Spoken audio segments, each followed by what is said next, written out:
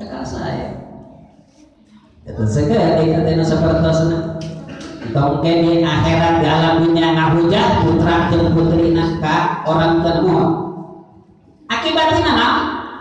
tina kakirangan tina kasepian ilmu tiasa ngadidik tiasa ngatik tiasa urang naon gitu ngatur tina masalah bab agama tiasa geudik ayeuna putra putri wang kelak ka ibu jeung karamana tiasa geudik nyilakakeun ka ibu jeung karena padahal mah eta urang paeh posok bahasana nyaeta melaan elu pala saha pala putra jeung putri jeung bojo mohon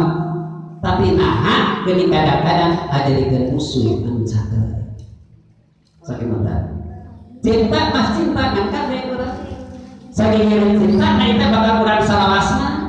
apa urang dina gelar mah apa aya sakinah mawaddah warahmah.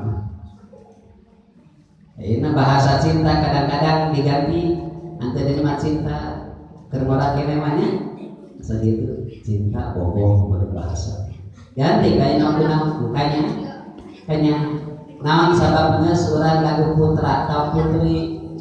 ditinggal di masalah ulin sepeda seroba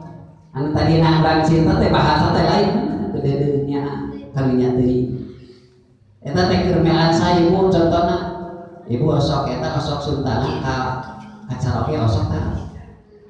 ibu osok ta iya